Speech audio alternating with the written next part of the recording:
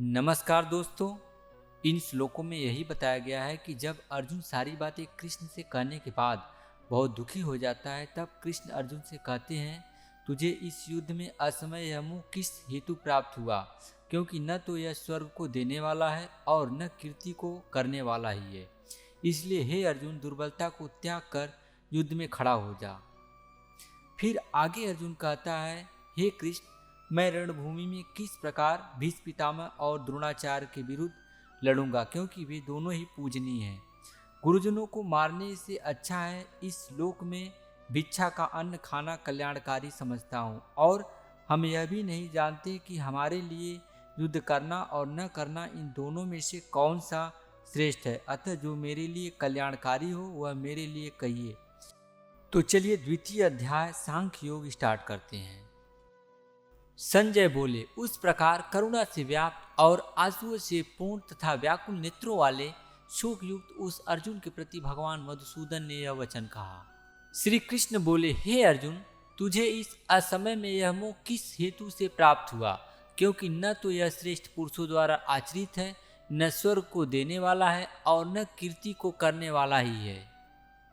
इसलिए हे अर्जुन, नपुंसकता को मत प्राप्त हो, तुझमें यह उचित नहीं जान पड़ती।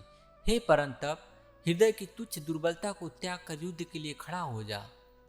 अर्जुन बोले, हे मधुसूदन, मैं रणभूमि में किस प्रकार बाणों से भीष्म पितामह और द्रोणाचार्य के विरुद्ध लड़ूंगा, क्योंकि वे दोनों ही पूजनीय हैं। इसलिए इन महानुभाव गुरुजनों को न मारकर मैं इस लोक में भिक्षा का अन्न भी खाना कल्याणकारक समझता हूँ, क्योंकि गुरुजनों को मारकर भी इस लोक में रुधिर से सने हुए अर्थ और काम रूप भोगों को ही तो भोगूंगा। हम यह भी नहीं जानते कि हमारे लिए युद्ध करना और न करना, इन दोनों में से कौन सा श्रेष्ठ है, अथवा यह भी नहीं जानते कि उन्हें हम जीतेंगे या हमको वे जीतेंगे। और जिनको मारकर हम जीना भी नहीं चाहते, वे ही हमारे आत्मीय धृतराष्ट्र के पुत्र हमारे मुकाबले में खड़े हैं।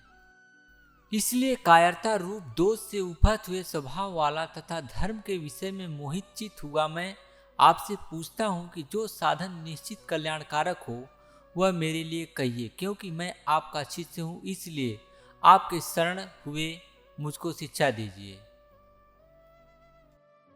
क्योंकि भूमि में निष्कंटक धन धान्य संपन्न राज्य को और देवताओं के स्वामीपन को प्राप्त होकर भी मैं उस उपाय को नहीं देखता हूँ जो मेरी इंद्रियों के सुखाने वाले शोक को दूर कर सके। संजय बोले, हे राजन, निद्रा को जीतने वाले अर्जुन अंतर्यामी श्री कृष्ण महाराज के प्रति इस प्रकार कहकर फिर श्री गोविंद भगवान से युद्ध नहीं करूँगा, यह स्पष्ट कहकर चुप हो गए।